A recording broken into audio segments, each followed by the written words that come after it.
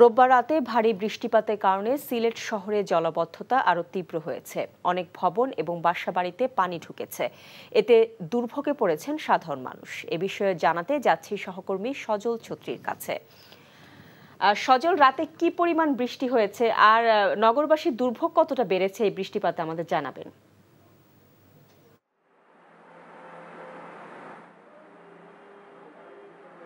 শাওন, বৃষ্টিপাত কমে আসার আশঙ্কা করা হচ্ছিল, কিন্তু বৃষ্টিপাত বেড়েছে। গত 6 ঘন্টা মানে আজ সকাল 6টা পর্যন্ত প্রায় 224 মিলিমিটার বৃষ্টিপাত হয়েছে এবং পরিণামটা কি হয়েছে আপনারা দেখতে পাচ্ছেন যে এরই মধ্যে কিন্তু 6 দিন ধরে সিলেটের 7 উপজেলার প্রায় 6 লক্ষাধিক মানুষ পানিবন্দী আছেন। পানি নামতে শুরু করেছিল, কিন্তু এখন যেটি দেখছেন এটি হচ্ছে সিলেটের নগরীর ফায়ার সার্ভিস স্টেশন এবং সবচেয়ে গুরুত্বপূর্ণ ফায়ার সার্ভিস স্টেশনটির অবস্থা যদি দেখেন, এখানে পুরো টুটুম্বুর পানি, হাঁটু পর্যন্ত পানিতে যারা ফায়ার সার্ভিস কর্মীরা আছেন তারা কিন্তু ব্যাপক অস্বস্তিতে আছেন এবং এখানকার সরঞ্জাম কিন্তু সরানো শুরু হয়েছে।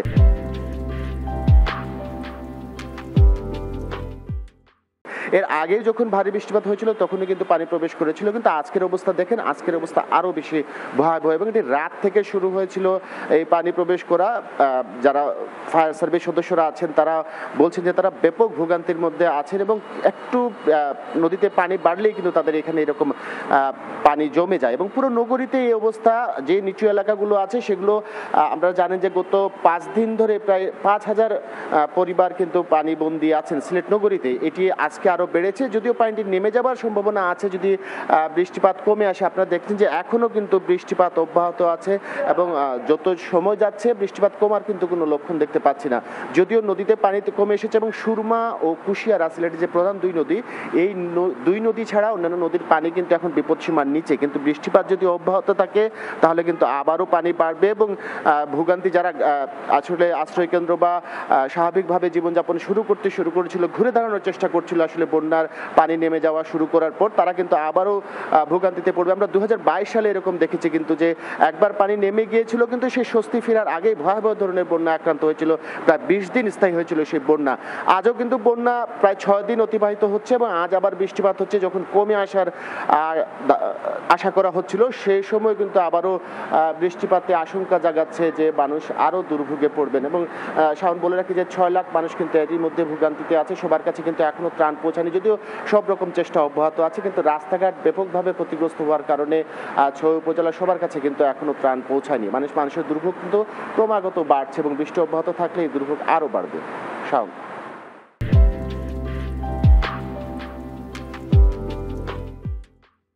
আসছে অর্থ বছরের বাজেটের ব্যয় মেটাতে সরকারের ঋণ নির্ভরতা আরও বাড়ছে। কারণ 2,80,000 কোটি টাকার মতো ঘাটতি মেটাতে নিতে হবে দেশি বিদেশি ঋণ। সেক্ষেত্রে অভ্যন্তরীণ ব্যাংক ব্যবস্থা থেকে ঋণ নেওয়ার ক্ষেত্রে সতর্ক থাকার তাগিদ দিয়েছেন বিশেষজ্ঞরা। এছাড়া ঋণের চাপ কমাতে সহজ শর্তের বিদেশি ঋণ নেওয়ার পরামর্শ তাদের। হাসানুর শাওনের রিপোর্ট। চলতি অর্থবছরের মতো আসছে 2024-25 অর্থবছরেও বাজেটের আয় ব্যয়ের হিসেব মেলাতে বিপুল পরিমাণ ঋণ করতে হবে সরকারকে। প্রায় 8 লাখ কোটি টাকার বাজেটে রাজস্ব আয় বাদ দিলে সম্ভাব্য ঘাটতি থাকছে 2,80,000 কোটি টাকা, যা জিডিপির 5% কম হলেও সরকার বিশাল অঙ্কের এই অর্থের যোগান মেলাতে চায় দেশি বিদেশি ঋণের মাধ্যমে, যেখানে বড় অংশই আসবে অভ্যন্তরীণ ব্যাংক ব্যবস্থা থেকে। বিশেষজ্ঞরা বলছেন মূল্যস্ফীতি এবং বিনিয়োগ পরিস্থিতি বিবেচনায় রেখেই দেশি উৎস থেকে ঋণ করতে হবে সরকারকে।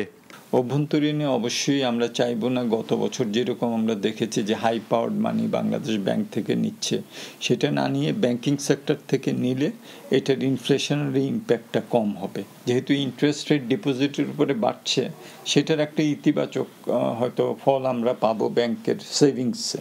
তাহলে সরকার যদি ঋণ নেয় তাহলে সেটা প্রাইভেট সেক্টরের ঋণের উপরে বেশি নেতিবাচক প্রভাব বিস্তার করার কথা না। খুব কেয়ারফুলি সরকারের দেখা দরকার যে এই ঘাটতি বাজেটের পরিমাণটা কতটুকু কমানো যায়। বিশেষ করে যদি অপ্রয়োজনীয় খরচগুলোকে কমানো যায় তাহলে কিন্তু এই ঋণ করার প্রয়োজনটা হয়তো স্কোপটা হয়তো কমে আসবে। অন্যদিকে দেশি বিদেশি ঋণের অঙ্কটা বেশ বড় হওয়াতে আগামী অর্থবছরে ঋণের সুদ পরিশোধের জন্য বরাদ্দ রাখা হতে পারে প্রায় 1,30,000 কোটি টাকা। সব মিলে সামনের দিনে ঋণের চাপ আরও বাড়বে বলেই আশঙ্কা বিশেষজ্ঞদের। এখনকার বাজেটে যে বাজেট ঘাটতি অর্থায়নের জন্য যে ঋণগুলো করা হবে সেই ঋণের বোঝাও কিন্তু সামনের দিনগুলোতে আরও বাড়বে। বিদেশ থেকে যে ঋণ করে সেই ঋণেরও যদি খুব সুবিবেচনা প্রসূত ঋণ না হয়, হাই ইন্টারেস্ট রেট বেসড অথবা শর্ট টার্ম ঋণ, সেটা কিন্তু একটা বাড়তি বোঝা হিসেবে আসতে পারে। এখন তো অভ্যন্তরীণ ঋণ নিতে গেলেও প্রায় 14-15% তাদের ঋণ নিতে হচ্ছে। তো সেই ঋণ ভারও তো কমাতে হবে। সেদিক থেকে বৈদেশিক ঋণ যেগুলো নেওয়া হবে সেখানে যাতে সহজ শর্তে ঋণ পাওয়া যায় সেদিকটাতে আমাদের নজর দিতে হবে। এছাড়া বাজেট ঘাটতি কমাতে রাজস্ব আয় বৃদ্ধির বিকল্পও দেখছেন না বিশেষজ্ঞরা। Hasanul Shaon, NTV news, Dhaka. রোববার মধ্যরাতের ভারী বৃষ্টিতে ডুবে গেছে সিলেট নগরীর নিচু এলাকা। এতে আরও বেড়েছে ভোগান্তি। ভারী বৃষ্টিতে রাতেই জলবদ্ধ হয়ে পড়ে নগরীর উপশহর যতরপুর, মেন্দিবাগ, জামতলা, তালতলা, শেখঘাট, কলাপাড়া, মজুমদারপাড়া, লালদিঘির পাড়সহ অনেক এলাকা। ডুবে গেছে শহরের ফায়ার সার্ভিস স্টেশনও। বেশ কিছু শিক্ষা প্রতিষ্ঠানে ক্লাস এবং পরীক্ষা বাতিল করা হয়েছে। বন্যার 6 দিন ধরে পানিবন্দী সিলেটের 6 লাখ মানুষ। পাহাড়ি ঢল কমে বন্যা পরিস্থিতির কিছুটা উন্নতি হলেও বৃষ্টিতে পরিস্থিতির আরও অবনতি হয়েছে। এ বিষয়ে জানতে যাচ্ছি সহকর্মী সজল ছত্রীর কাছে। সজল, বৃষ্টিতে নগরীতে জলাবদ্ধতা সৃষ্টি হয়েছে, তো এখন কি অবস্থা? দুর্ভোগ আসলে জনগণের কতটা বেড়েছে?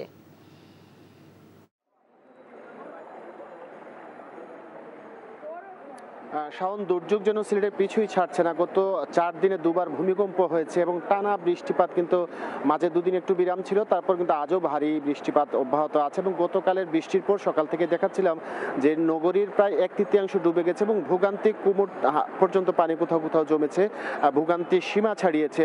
এখন যেটি দেখছেন সেটিও সিলেটের তালতলা এলাকায়, এবং দেখবেন যে বাসাবাড়ি, ব্যবসা প্রতিষ্ঠান সব জায়গাতেই পানি প্রবেশ করেছে। এবং এই পানি, এই যে এক রাতের বৃষ্টিতেই এই পরিমাণ জলাবদ্ধতা, এর জন্য আসলে সিলেট সিটি কর্পোরেশনের পরিকল্পনাকে দুষছেন নগরবাসী। এবং তারা বলছেন যে তারা 5 দিন ধরে নানানভাবে ভোগান্তিতে আছেন। একইভাবে যে জেলা পর্যায়ে কিন্তু গ্রাম পর্যায়ে জানেন যে বন্যাগত বুধবার রাতে আসলে পাহাড়ি ঢল নেমেছিল ভারতের আসাম এবং মেঘালয় পাহাড় থেকে। সেই ঢলে সৃষ্ট যে বন্যা, সেটিতে কিন্তু এখনো মানুষ পানিবন্দী আছেন। প্রায় 6 লাখ মানুষ। পানি নামতে শুরু করলেও সেখানে কিন্তু ক্ষতচিহ্ন ভেসে উঠছে এবং বিপুল পরিমাণ গ্রামীণ সড়ক কিন্তু ক্ষতিগ্রস্ত হয়েছে। এবং আজ যেটি দেখছেন শহরে, যে গতকাল রাতে প্রায় 24 ঘন্টায় প্রায় 226 মিলিমিটার বৃষ্টিপাত হয়েছে এবং বৃষ্টিপাতের ফলেই এই নগরীর বিভিন্ন এলাকায় এরকম পানি জমেছে এবং নোংরা পানি মানুষের ব্যবসা প্রতিষ্ঠান, বাসাবাড়িতে প্রবেশ করছে। আমরা মানুষের সাথে একটু কথা বলার চেষ্টা করি। বৃষ্টি কখন পানি এসেছে এবং কি অবস্থায় আছেন আপনারা? বৃষ্টি কাল রাত থেকে শুরু হয়েছে এবং পানি কালকে রাত থেকে এখানে বাসা পর্যন্ত ঢুকেছিল। আর খাল তো ভরে গেছে, খাল খনন করা হয় না, যার কারণে এই অবস্থা আর কি। 22-এর পরে যদি খালগুলো খনন করা হতো ভালো করে তাইলে হতো, আর এই পানিটা আমরা জলাবদ্ধতাটা হতো না। দেখছিলেন, একজনের সাথে কথা বলছিলাম, তিনি আসলে বলছেন যে তারা 4 দিন ধরে এরকম পানিবন্দী অবস্থায় আছে এবং এই পানিবন্দির মূল কারণই তারা মাটি জমে যায় প্রতি বছর। সেই মাটিটি পরিষ্কার না করার কারণে একে তো নদীর পানির উচ্চতা বাড়ছে, পানি সহজে নেমে যেতে পারছে না। দ্বিতীয়ত ড্রেনগুলো, একে তো নদীর পানির উচ্চতা বাড়ছে, পানি সহজে নেমে যেতে পারছে না। দ্বিতীয়ত ড্রেনগুলো আসলে পরিষ্কার না থাকার কারণে পানিবন্দী মানুষের দুর্ভোগ আসলে আরো বাড়ছে এবং পানি খুব দ্রুত নেমে যাচ্ছে না। এটা হচ্ছে সবচেয়ে আশঙ্কার এবং দুর্ভোগের সবচেয়ে বড় কারণ হয়ে দাঁড়িয়েছে এই বিষয়টি। আমরা জানি যে সিলেটে এরই মধ্যে কিন্তু বেশ কিছু শিক্ষা প্রতিষ্ঠানের ক্লাস এবং পরীক্ষার ছুটি ঘোষণা করা হয়েছে এবং যারা এসএসসি পরীক্ষার্থী তারা কিন্তু ব্যাপক ভোগান্তিতে আছে। তারা তাদের প্রস্তুতিতে ঘাটতি পড়ছে।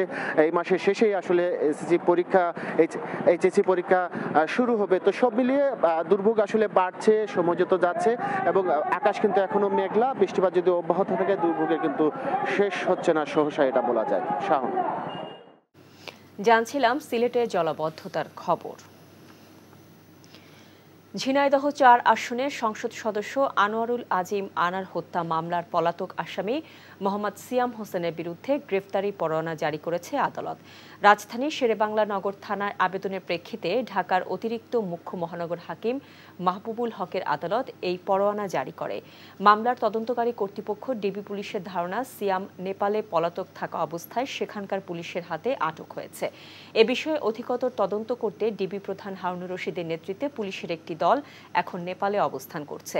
গত 13ই মে সংসদ সদস্য আনোয়ারকে ভারতের কলকাতায় হত্যা করা হয়। তারই প্রেক্ষিতে গত 22 মে আনারের মেয়ে রাজধানীর শেরেবাংলা থানায় একটি মামলা দায়ের করে। চতুর্থ ধাপে 55 উপজেলা পরিষদ নির্বাচন অনুষ্ঠিত হবে আগামী 5 জুন। আজ মধ্যরাত থেকে প্রচারণা শেষ হচ্ছে, তাই শেষ মুহূর্তে প্রচারণা চালিয়ে যাচ্ছে প্রার্থীরা। টাঙ্গাইলের 4টি উপজেলায় নির্বাচন অনুষ্ঠিত হতে যাচ্ছে। উপজেলাগুলো হলো মির্জাপুর, বাসাইল, গোপালপুর ও সখীপুর। এসব উপজেলার প্রতিদ্বন্দ্বী প্রার্থীরা শেষ সময়ে প্রচারণায় ব্যস্ত। তারা ভোটারদের কাছে ভোট প্রার্থনার পাশাপাশি উন্নয়নের নানা প্রতিশ্রুতি দিচ্ছেন। প্রার্থীদের সকলেই জয়ের ব্যাপারে আশাবাদী। এদিকে ময়মনসিংহের ভালুকা উপজেলা পরিষদ নির্বাচনে প্রার্থীরা প্রচারে ব্যস্ত। উঠান বৈঠক, পথসভা ও গণসংযোগ করে চলছে। প্রার্থীরা নিজের অবস্থান তুলে ধরতে ভোটারদের দাঁড়ে দাঁড়ে ঘুরছেন। ভালুকায় উন্নয়নের দিচ্ছেন নানা প্রতিশ্রুতি। এছাড়া দিনাজপুর, রংপুর ও বগুড়া নির্বাচনে প্রার্থীরা প্রচারণা চালিয়ে যাচ্ছেন। কোরবানির ঈদকে সামনে রেখে প্রস্তুত কুষ্টিয়ার খামারিরা। বিশাল আকৃতির গরু নিয়ে ক্রেতার অপেক্ষায় তারা। তবে গোখাদ্যের দাম, অতিরিক্ত গরমে গবাদি পশু নিয়ে দুশ্চিন্তায় পড়েছেন খামারিরা। শঙ্কা ভারত থেকে গরু আসা নিয়েও। কুষ্টিয়া প্রতিনিধি সাবিনা ইয়াসমিন শ্যামলীর পাঠানো রিপোর্ট। কোরবানির ঈদে কুষ্টিয়ার হাট কাঁপাতে আসছে হামজা, ডন আর মাফিয়া।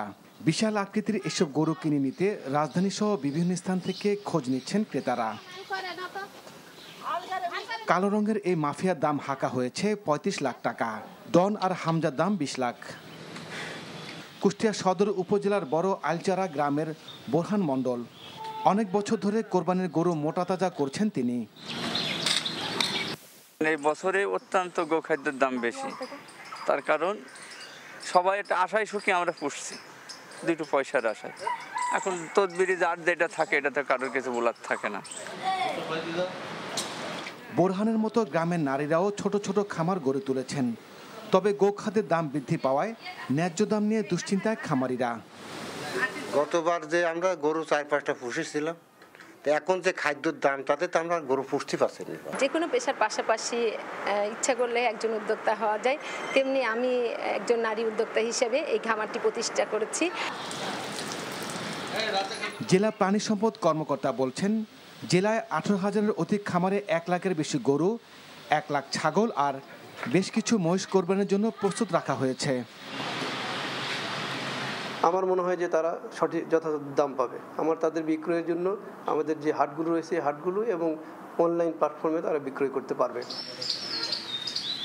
ঢাকা, চট্টগ্রাম সহ দেশের বিভিন্ন অঞ্চলে কুষ্টিয়ার গরু রয়েছে বিশেষ চাহিদা। NTV news desk. 2024-25 অর্থ বছরের জন্য 11,95,486 কোটি টাকার বিকল্প বাজেট প্রস্তাব দিয়েছে অর্থনীতি সমিতি। বিকল্প এই বাজেটের আকার সরকারের বাজেটের 1.57 গুণ বেশি। তবে এই বাজেটে ঘাটতি থাকবে 1,70,719 কোটি টাকা। দুপুরে রাজধানী স্কাটনে বাংলাদেশ অর্থনীতি সমিতি কার্যালয়ে বিকল্প প্রস্তাব তুলে ধরেন সমিতির সাধারণ সম্পাদক আইনুল ইসলাম। বিকল্প এই বাজেটে সরকারের রাজস্ব আয় থেকে আসবে 10,24,767 কোটি টাকা। সেই সাথে কালো টাকা থেকে মাত্র 0.98% ও অর্থ পাচার থেকে 0.49% টাকা উদ্ধারের সুপারিশ করা হয়। তবে ঘাটতি পূরণে বিদেশি অথবা দেশীয় ব্যাংক থেকে ঋণ নেওয়ার প্রস্তাব রাখা হয়নি। বাজেট বাস্তবায়নের ক্ষেত্রে দুর্নীতি চ্যালেঞ্জ হতে পারে উল্লেখ করে সমিতির সভাপতি কাজী খলিকুজ্জামান বলেছেন, জবাবদিহিতার আওতায় আনতে পারলে দুর্নীতি কমবে।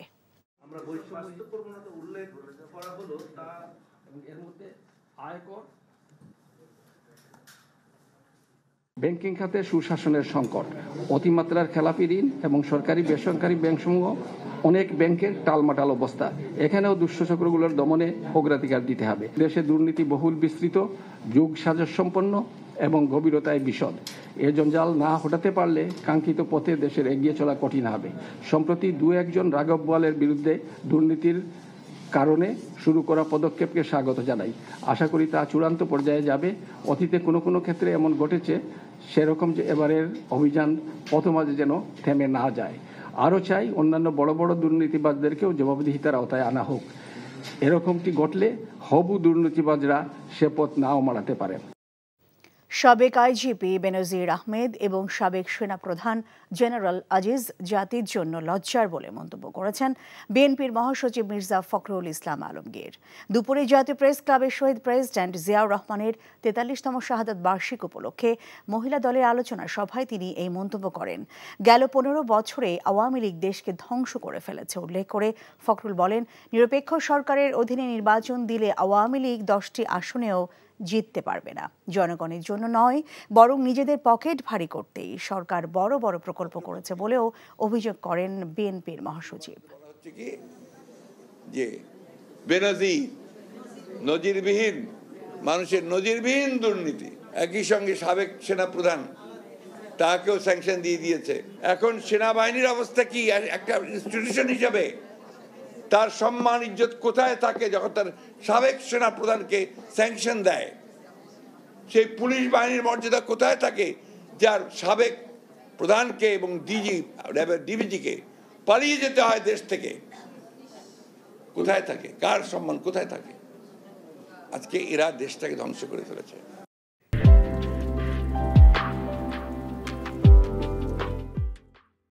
আওয়ামী লীগ সাধারণ সম্পাদক ওবায়দুল কাদের বলেছেন, জামাতের রাজনীতি নিয়ে বিএনপির মহাসচিব মির্জা ফখরুল ইসলাম আলমগীরের মন্তব্য অযৌক্তিক এবং দ্বিচারিতাপূর্ণ। দলের দপ্তর সম্পাদক ব্যারিস্টার বিপ্লব বড়ুয়া স্বাক্ষরিত বিবৃতিতে তিনি এমন মন্তব্য করেন। তিনি বলেন, স্বাধীনতা বিরোধী জামাতের সম্পর্কে বিএনপি মহাসচিবের বক্তব্য প্রমাণ করে জামাত বিএনপির মধ্যে গভীর বন্ধন রয়েছে। বিবৃতিতে ওবায়দুল কাদের দাবি করেন, আওয়ামী লীগের রাজনীতি পরিচালিত হয় মুক্তিযুদ্ধের চেতনা ও আদর্শের ভিত্তিতে। মুক্তিযুদ্ধের চেতনা বিরোধী কোনো রাজনৈতিক অপশক্তিকে আওয়ামী লীগ স্বীকৃতি এবং প্রশ্রয় দেয় না। দুর্যোগ যেন পিছুই ছাড়ছে না সিলেটের। 7 উপজেলায় পাহাড়ি ঢলে সৃষ্ট আকস্মিক বন্যার পানি 5 দিন পর কিছুটা নামতে শুরু করার পরও ভারী বর্ষণে আবারও বেড়েছে নদীর পানি। নতুন করে ডুবেছে সিলেট নগরীর বেশ কিছু এলাকা, হাসপাতাল, ফায়ার সার্ভিস স্টেশন। সিলেট থেকে আনিস রহমানের ক্যামেরায় সজল ছত্রের রিপোর্ট। একের পর এক দুর্যোগে বিপর্যস্ত সিলেট। পাহাড়ি ঢলে সৃষ্ট বন্যায় 6 দিন ধরে পানিবন্দী সিলেটের 7 উপজেলার 6 লক্ষাধিক মানুষ।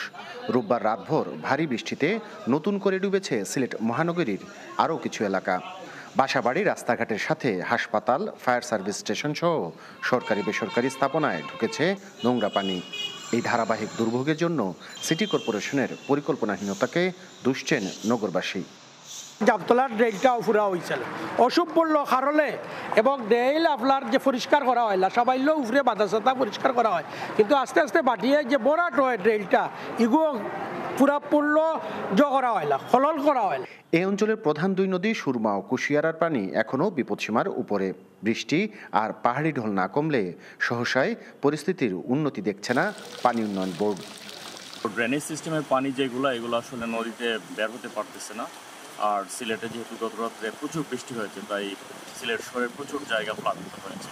তো সিলেটের যে কিন ব্রিজের পয়েন্টটা, এখানে যদি পানিটা আরেকটু নেমে যায় তাহলে শহরের পানিটা আমরা আশা করি নদীতে আসবে এবং শহরের জলাবদ্ধতা কিছুটা হলে নিরসন হবে। গত 24 ঘন্টায় সিলেটে বৃষ্টি হয়েছে প্রায় 226 মিলিমিটার।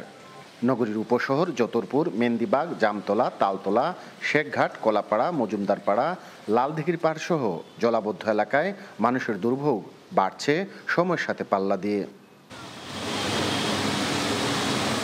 সজল Chhatri, NTV news, Sylhet. Doctor Yunus Grameen ব্যাংকের টাকাকে নিজের টাকা হিসেবে ব্যবহার করে ব্যাংকটির 1,05,00,000 সদস্যের সাথে প্রতারণা করেছে বলে অভিযোগ করেছেন ব্যাংকটির প্রধান আইন উপদেষ্টা মাসুদ আখতার। আর ডক্টর ইউনূসের আইনজীবী ব্যারিস্টার আব্দুল্লাহ আল মামুন বলেছেন, দেশে বিদেশে একটি গোষ্ঠী গ্রামীণ ব্যাংকের টাকা আত্মসাৎ ও বিশ্বব্যাপী তার সম্মান বিনষ্ট করতে মিথ্যাচার করা হচ্ছে। সুপ্রিম কোর্ট অ্যানেক্স ভবনের সামনে এক সংবাদ সম্মেলনে তারা এসব কথা বলেন। সংবাদ সম্মেলনে গ্রামীণ ব্যাংকের আইনজীবী বলেন, ইউনূস সেন্টারের 9.5 কোটি টাকা সম্পর্কে ডক্টর ইউনূস যে জবাব দিয়েছে তা অসত্য, সব বিরোধিতা ও আইনের অপব্যাখ্যা। ডক্টর ইউনূসের প্রতিষ্ঠিত ব্যাংকটি ধ্বংস করতে ষড়যন্ত্রের অংশ হিসেবে মিথ্যা অভিযোগের সামনে দাঁড় করানো হয়েছে বলে দাবি ডক্টর ইউনূসের আইনজীবীর। তিনি যেভাবে ক্ষমতার অপব্যবহার করেছেন, তিনি যেভাবে ক্ষমতার অপব্যবহার করে তার পারিবারিক প্রতিষ্ঠান, তার নিজেকে তিনি অর্থবিত্তে লাভবান করেছেন, সেগুলো দালিলিক প্রমাণসহ এসেছি। উনি কোর্টে যে প্রমাণ করুক, দুদকের কাছে যে প্রমাণ করুক, ওনার সব তথ্য মিথ্যা। গ্রামীণ ব্যাংকে আমরা যারা দেখছি এক কথাই তো ছিলাম, বাবার শিষ্ট ছেলে, দুষ্ট ছেলে এখন লুবে পড়েছে বাবার পকেট, লোভ লালসায় পড়ে বিভিন্ন কিছু পকেট মাইরের একটি চেষ্টা করছে। চট্টগ্রামে ইসলামী ব্যাংকের একটি শাখার লকার থেকে 149 ভরি স্বর্ণ চুরির ঘটনায় আতঙ্ক বিরাজ করছে গ্রাহকদের মাঝে। ইসলামী ব্যাংকের চকবাজারের এই শাখায় গত 17 বছর ধরে লকার ব্যবহার করে আসছেন রোকেয়া বাড়ি নামে এক গ্রাহক। গত 29 মে ব্যাংকে কিছু স্বর্ণ আনতে গেলে তার নির্ধারিত লকার খোলা ও লকার থেকে প্রায় 149 ভরি স্বর্ণ কম পেয়ে অজ্ঞান হয়ে পড়েন। এ খবর প্রকাশের পর থেকে যারা লকার ব্যবহার করছেন তারা ভিড় করছেন ব্যাংকের শাখায়। ব্যাংক কর্তৃপক্ষ বলছে গ্রাহকদের অভিযোগ আমলে নিয়ে কাজ করছে তারা। লকার থেকে স্বর্ণ চুরির ঘটনা প্রমাণ হলে ইন্স্যুরেন্স বাবদ 2 লাখ টাকা পাবেন ক্ষতিগ্রস্ত গ্রাহক। এ ব্যাপারে থানা কিংবা আদালতে মামলা করেননি ভুক্তভোগীরা। রাজধানী ঘটলে অ্যাজ পার ওনার সাথে যে এগ্রিমেন্ট হয়েছে আমাদের, সেই অনুযায়ী ইন্স্যুরেন্স কাভারেজ পাবেন। ছোট লকারের ক্ষেত্রে 1 লক্ষ, মাঝারি লকারের ক্ষেত্রে 2 লক্ষ এবং বড় লকারের ক্ষেত্রে চেম্বারের ক্ষেত্রে 3 লক্ষ টাকা কর্পোরেট ইন্স্যুরেন্স। আমাদের অফিসার তো বেরিয়ে আসছেন, জি বেরিয়ে, কারণ ওনার থাকার নিয়ম নেই। পরবর্তীতে ক্লায়েন্ট আসলে কি করেছেন এরপরের ধাপগুলি আমরা জানি না। জয়পুরহাটে কৃষক শামসুল হত্যা মামলায় বাবা ছেলে সহ 10 জনের যাবজ্জীবন কারাদণ্ড দিয়েছে আদালত। দুপুরে অতিরিক্ত দায়রা জজ আদালতের বিচারক অতিরিক্ত জেলা জজ মোহাম্মদ নুরুল ইসলাম এ রায় ঘোষণা করেন। আর অভিযোগ প্রমাণিত না হওয়ায় এ মামলা থেকে 2 জনকে খালাস দেওয়া হয়। 2011 সালে জমি জমা সংক্রান্ত বিরোধের জেরে শামসুলকে হত্যা করে আসামিরা। এ ঘটনায় নিহতের স্ত্রী বাদী হয়ে থানায় মামলা দায়ের করেন। গ্রামীণ ব্যাংক থেকে অনিয়ম করে 9.5 কোটি টাকা ঋণ নেয়ার অভিযোগের বিষয়ে ডক্টর মোহাম্মদ ইউনূস গণমাধ্যমে অসত্য বক্তব্য দিয়েছেন বলে দাবি করেছেন গ্রামীণ ব্যাংকের প্রধান আইন উপদেষ্টা মাসুদ আক্তার। তিনি বলেন, ডক্টর ইউনূসের মতো ক্ষমতার অপব্যবহার বিশ্বের আর কোনো নোবেল বিজয়ী করেননি।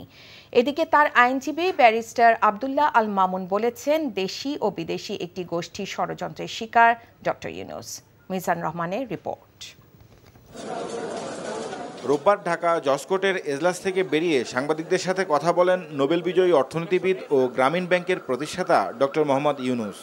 তার বক্তব্যের প্রতিক্রিয়া জানাতে সোমবার সুপ্রিম কোর্ট এনেক্স ভবনের সামনে এক সংবাদ সম্মেলনে গ্রামীণ ব্যাংকের প্রধান আইন উপদেষ্টা বলেন, ডক্টর ইউনূস তার বিরুদ্ধে অভিযোগের বিষয়ে গণমাধ্যমে অসত্য ও বিভ্রান্তিকর বক্তব্য দিয়েছেন। গ্রামীণ ব্যাংক মনে করে একটি দায়িত্বশীল প্রতিষ্ঠান হিসাবে তার এই ভুল বিভ্রান্তিকর তথ্যগুলোর সঠিক জবাব দিয়ে সঠিক তথ্য জানানো একান্ত প্রয়োজন। তিনি যেভাবে ক্ষমতার অপব্যবহার করেছেন, তিনি যেভাবে ক্ষমতার অপব্যবহার করে তার পারিবারিক প্রতিষ্ঠান, তার নিজেকে তিনি অর্থবিত্তে লাভবান করেছেন, সেগুলো দালিলিক প্রমাণসহ এসেছি। উনি কোর্টে যে প্রমাণ করুক, দুদকের কাছে যে প্রমাণ করুক, ওনার সব তথ্য মিথ্যা। এ সময় ডক্টর ইউনূসের আইনজীবী বলেন, সুনাম ও বিশ্বব্যাপী গ্রহণযোগ্যতার কারণে একটি মহলের রোশানলে পড়েছেন দেশের একমাত্র এই নোবেল বিজয়ী। তার দেখানো পথে প্রতিষ্ঠিত ব্যক্তিরা ষড়যন্ত্রে লিপ্ত বলেও অভিযোগ করেন তিনি। একটা বিশেষ গোষ্ঠী বাংলাদেশের, বিশেষ করে আমাদের সরকারের উপরে ভর করেছে, তার সাথে আন্তর্জাতিকভাবেও একটা গোষ্ঠী জড়িত আছে। কারণ সারা পৃথিবীতে সমস্ত নোবেল বিজয়ীদের সারা পৃথিবীর নেতৃত্ব হবে বাংলাদেশের একজন ডক্টর বিজয়ী, নোবেল বিজয়ী। তারা এটা সহ্য করতে পারে না। যারা সহ্য করতে পারে না তাদেরকেই তারা ফাইন্যান্স করছে। ষড়যন্ত্রে দেশি মহলের পাশাপাশি আন্তর্জাতিক একটি গোষ্ঠীও জড়িত বলে দাবি করেন ডক্টর ইউনূসের আইনজীবী। Mizan Rahman, NTV news, Dhaka. আসন্ন কোরবানির ঈদে ঢাকায় লবণযুক্ত গরুর চামড়ার দাম প্রতি বর্গফুট 55 থেকে 60 টাকা ও ঢাকার বাইরে 50 থেকে 55 টাকা নির্ধারণ করা হয়েছে। সেই হিসেবে প্রতিটি গরুর চামড়া ঢাকায় সর্বনিম্ন 1200 টাকা ও ঢাকার বাইরে সর্বনিম্ন 1000 টাকা নির্ধারণ করা হয়েছে। সচিবালয়ে বাণিজ্য প্রতিমন্ত্রী আহসানুল ইসলাম টিটুর সাথে চামড়া শিল্পের সাথে সংশ্লিষ্ট ব্যবসায়ীদের বৈঠক শেষে এই সিদ্ধান্তের কথা জানানো হয়। গত বছর ঢাকায় প্রতি বর্গফুট গরু গরুর চামড়া 50 থেকে 55 টাকা ও ঢাকার বাইরে ছিল 45 থেকে 48 টাকা। এছাড়া এবছর খাসির চামড়া প্রতি বর্গফুট 20 থেকে 25 টাকা ও ছাগলের চামড়া প্রতি বর্গফুট 18 থেকে 20 টাকা নির্ধারণ করা হয়েছে বলেও জানানো হয়। এ সময় কোরবানির পর পশুর চামড়া কোনো কাটাছেঁড়া না করতে ও 4 ঘন্টার মধ্যে লবণ দেবার অনুরোধ জানানো হয় ব্যবসায়ীদের পক্ষ থেকে। দেশের সকল সরকারি, আধা সরকারি, স্বায়ত্তশাসিত, আধা স্বায়ত্তশাসিত প্রতিষ্ঠানের জন্য অফিসের সময়সূচি পরিবর্তন করে আগের মতো 9টা থেকে 5টা পর্যন্ত নির্ধারণ করা হয়েছে, যা ঈদুল আজহার ছুটির পর থেকে কার্যকর হবে বলে জানিয়েছেন মন্ত্রিপরিষদ সচিব মাহবুব হোসেন। সকালে প্রধানমন্ত্রীর কার্যালয়ে প্রধানমন্ত্রী শেখ হাসিনার সভাপতিত্বে অনুষ্ঠিত মন্ত্রিসভার নিয়মিত বৈঠকে এই সিদ্ধান্ত নেওয়া হয়। পরে বিকেলে সচিবালয় ব্রিফিংয়ে একথা জানান মন্ত্রিপরিষদ সচিব। অফিসে চলাকালীন 1টা থেকে 1:30টা পর্যন্ত নামাজ ও দুপুরের খাবারের বিরতি থাকবে বলেও জানান তিনি। এছাড়া রাজধানী শাহবাগ থানা বর্তমান স্থান থেকে স্থানীয় কমিশনারের অফিসের সামনে স্থানান্তর করার বিষয়ে মন্ত্রিপরিষদ একমত হয়েছে বলে জানান মন্ত্রিপরিষদ সচিব। এছাড়া পরিবেশ অধিদপ্তর সহ সংশ্লিষ্ট সংস্থার যথাযথ অনুমোদন ছাড়া কোনো কীটনাশক বিক্রি করা যাবে না উল্লেখ করে জাতীয় জীব নিরাপত্তা আইনের খসড়াও অনুমোদন দেওয়া হয় এই বৈঠকে। 9টা থেকে 4টা পর্যন্ত অফিস সময় ছিল, সেটা আমরা 2022 সালে বোধহয় করা হয়েছিল, আমার যদি মনে পড়ছে 22 সালে থেকে এটি করা হয়েছিল। আজকে ক্যাবিনেট এটা আলোচনা করে 9টা থেকে 5টা পর্যন্ত পুনর্নির্ধারণ করেছে। রোববার থেকে বৃহস্পতিবার 9টা থেকে 5টা এটি কার্যকর হবে। আপনারা আমাদের সামনে ঈদুল আজহার যে বন্ধটা শেষ যেদিন হবে তার পরের দিন যে প্রথম যে কর্মদিবস, সেই কর্মদিবস থেকে এটি পালিত হবে। খাদ্যপণ্যের দাম বাড়ার কারণে গত মে মাসে দেশে মূল্যস্ফীতি আরও বেড়েছে। মাসটিতে মূল্যস্ফীতি হয়েছে 9.89%। সোমবার বাংলাদেশ পরিসংখ্যান ব্যুরো BBS এ তথ্য জানিয়েছে। এর আগের মাস এপ্রিলে দেশে মূল্যস্ফীতি হয়েছিল 9.74%। BBS এর তথ্য বলছে মে মাসে দেশে খাদ্যপণ্যে মূল্যস্ফীতি 54 বেসিস পয়েন্ট বেড়ে 10.22% থেকে 10.76% হয়েছে। আর খাদ্য বহির্ভূত মূল্যস্ফীতি 9.19% দাঁড়িয়েছে। চলতি অর্থবছরে মূল্যস্ফীতি 6% মধ্যে রাখার লক্ষ্যমাত্রা ছিল সরকারের। তবে অর্থবছরে গত 11 মাসের কোনো মাসেই এই হারে মূল্যস্ফীতি নিয়ন্ত্রণে রাখা সম্ভব হয়নি, বরং গত বছরে মার্চ থেকে সার্বিক মূল্যস্ফীতি 9% বেশি হচ্ছে। বেনজির আহমেদের দেশ ত্যাগে নিষেধাজ্ঞা দেয়া হয়নি জানিয়ে পররাষ্ট্রমন্ত্রী ডক্টর হাসান মাহমুদ বলেছেন, তিনি যে কোনো জায়গায় যেতেই পারে। দুপুরে নিজ মন্ত্রণালয়ের সভাকক্ষে অ্যান্টিগা ও নিউ ইয়র্কের সফর পরবর্তী সংবাদ সম্মেলনে এসব কথা বলেন তিনি। তার দেশ ত্যাগে তো কোনো নিষেধাজ্ঞা দেওয়া হয়নি, কোর্টও দেয়নি বা দুদকও দেয়নি। তো কারোর উপর যখন দেশ ত্যাগে কোনো নিষেধাজ্ঞা না থাকে, তিনি তো যে কোনো জায়গায় যেতেই পারেন। তো 6 জুন তিনি হাজির হচ্ছেন কি হচ্ছেন না, সেটি হচ্ছে দেখার বিষয়। তো ডয়েচে ভেলের প্রতিবেদনটা অবশ্যই আমাদের দেশকে আন্ডারমাইন করার জন্য, সেখানে কোনো আসলে সাবস্টেন্সিয়াল কোনো কিছু নাই। আমাদের শান্তিরক্ষী বাহিনী অত্যন্ত দক্ষতার সাথে, পেশাগত যোগ্যতার সাথে, অত্যন্ত সুনামের সাথে বিভিন্ন মিশনে কাজ করছে।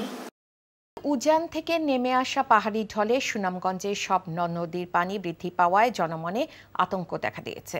সুনামগঞ্জ তাহিরপুর সড়কে পানি ওঠায় বিচ্ছিন্ন রয়েছে যোগাযোগ। সুনামগঞ্জ পানি উন্নয়ন বোর্ড জানায়, গত 24 ঘন্টায় সুনামগঞ্জে বৃষ্টিপাত না হলেও নদীর পানি বৃদ্ধি পাচ্ছে। এ বিষয়ে পানি উন্নয়ন বোর্ডের নির্বাহী প্রকৌশলী মোহাম্মদ মামুন হাওলাদার জানান, আগামী 72 ঘন্টায় সুনামগঞ্জে তাহিরপুর, বিশম্ভরপুর সদর, ধর্মপাশা, ছাতক ও দোয়ারা বাজারে নিম্নাঞ্চল প্লাবিত হওয়ার সম্ভাবনা আছে। এখন বর্ষা মৌসুম, তাই স্বাভাবিকভাবেই নদী ও হাওরে পানি বাড়ছে। তবে সিলেটের মতো বন্যা পরিস্থিতি সৃষ্টির সুযোগ নেই বলেও জানান তিনি। ভোক্তা পর্যায়ে তরলীকৃত পেট্রোলিয়াম গ্যাস LPG দাম 12 কেজিতে আরও 30 টাকা কমিয়েছে বাংলাদেশ এনার্জি রেগুলেটরি কমিশন। রাজধানী কারওয়ান বাজারে BARC কার্যালয়ে নতুন দাম ঘোষণা করেন সংস্থাটির চেয়ারম্যান মোহাম্মদ নুরুল আমিন। ঘোষিত দাম সোমবার সন্ধ্যা 6টা থেকে কার্যকর হবে বলে জানানো হয়েছে। জুনের জন্য প্রতি 12 লিটার সিলিন্ডারের দাম নির্ধারণ করা হয়েছে 1363 টাকা। এপ্রিলে দাম ছিল 1393 টাকা। 2021 সাল থেকে এভাবেই প্রতি মাসে দাম নির্ধারণ করে আসছে সংস্থাটি। সৌদি কার্গো মূল্য সিপিকে ভিত্তিমূল ধরে এলপিজির দাম সমন্বয় করে বিআরসি। বিআরসির নতুন দর অনুসারে প্রতি কেজি এলপিজির মূল্য 113 টাকা 55 পয়সা, যা গত মাসে ছিল 116 টাকা 8 পয়সা। সরকারি কোম্পানিতে সরবরাহ করা এলপিজির দাম 690 টাকা অপরিবর্তিত রাখা হয়েছে, আর গাড়িতে প্রতি লিটারে গ্যাসের দাম নির্ধারণ হয়েছে 62 টাকা 53 পয়সা। মূল্য কমেছে। গত মাসে ছিল 12 কেজি এলপিজির মূল্য 1393 টাকা, এই মাসে হয়েছে 1363 টাকা, অর্থাৎ 30 টাকা পূর্বের তুলনায় কমেছে।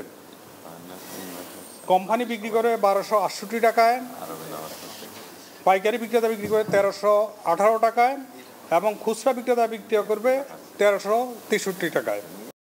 কয়েক ধাপে জাতীয় নির্বাচন করলে ভোট ভালো হবে, প্রধান নির্বাচন কমিশনারের এমন বক্তব্যকে তার ব্যক্তিগত মত অভিহিত করে নির্বাচন কমিশনার মোহাম্মদ আলমগীর বলেছেন, কমিশনে এ ধরনের কোনো সিদ্ধান্ত হয়নি। দুপুরে নির্বাচন কমিশন ভবনে তার ব্যক্তিগত দপ্তরে সাংবাদিকদের প্রশ্নের জবাবে তিনি একথা বলেন। নির্বাচন কমিশনের এমন সিদ্ধান্ত নেওয়ার এখতিয়ার নেই জানিয়ে তিনি বলেন, কোন প্রক্রিয়ায় ভোট হবে সেটি ঠিক করবে রাজনৈতিক দল, সংসদ এবং ভোটাররা। নির্বাচন কমিশনকে সংবিধান অনুসরণ করেই কাজ করতে হবে বলেও জানান তিনি। ভারতে নিহত এমপি আনোয়ারুল আজিম আনারের ঝিনাইদহ 4 আসন স্পিকার শূন্য ঘোষণা করলে ওই আসনে নির্বাচন কমিশন ভোট আয়োজন করবে বলেও জানান এই কমিশনার।